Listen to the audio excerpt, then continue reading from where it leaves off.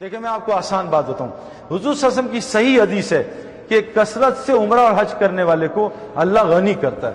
اب کیسے ہم کثرت سے حج عمرہ کریں؟ ہمارے تو پاس پیسے نہیں ہیں۔ مجھے اللہ نے یہ بات ایک بزرگ سے بتوائی، ایک بزرگ نے بتائی کہ کیسے حج اور عمرہ کثرت سے کریں۔ حدیث میں آتا ہے جو فجر مسجد میں پڑھے اور اس کے بعد ذکر میں بیٹھ جائے اور سورج نکلنے کے 15 منٹ بعد 2 نفل پڑھے اشراق کے، اللہ اس کو قبول حج اور عمرے کا ثواب دیتے ہیں۔ تو قبول حج اور عمرہ مل گیا۔ حضور صلی اللہ علیہ وسلم نے کہا حج اور عمرہ کیا کرتا ہے؟ انسان کو غنی کرتا ہے۔ اشراق کی نماز میں ہمارا مال ہے، دکانوں میں نہیں ہے۔ حضور صلی اللہ علیہ وسلم فرمایا جو چاشت کی نماز مسجد جا کے پڑھے، گھر میں پڑھے تو 360 جوڑ کا صدقہ ہے، صدقے سے مال بڑھتا ہے، حدیث میں آتا ہے، وہاں بھی مال بڑھ رہا ہے۔ حدیث میں آتا ہے جو مسجد جا کے چاشت کی نماز پڑھے قبول عمرے کا ثواب ملتا ہے، عمرہ کرنے سے پھر مال بڑھ رہا ہے۔ میرے پیاروں، قسم کھانے کو تیار ہوں، اعمال میں ہی مال ہے۔ الف اور عین کے بعد مال ہے، الف عین میم الف لام، الف اور عین کو پہلے ٹھیک کر لیں، اتنا اللہ مال دے گا آپ سنبھال نہیں سکیں گے۔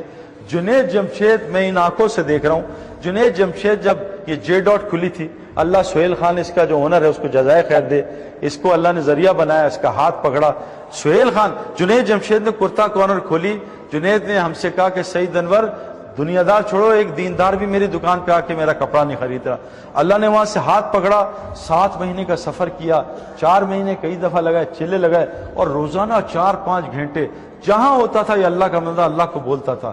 یہ تھیٹر میں وہاں بیٹھا ہے، کہیں وہ تھیٹر ہے جیسے ہم بیٹھے ہیں آج، وہاں اس کا دنیا کا کام ہے، وہاں جا کے 15 منٹ اللہ کو بولنا، ادھر بیٹھا وہاں جا کے اللہ کو بولنا۔ آج جنید جمشید کی پوری دنیا میں 100 سے زیادہ دکانیں، اور جنید جمشید نے ان 15 سال میں ایک دفعہ بھی دنیا کا کوئی کام نہیں کیا۔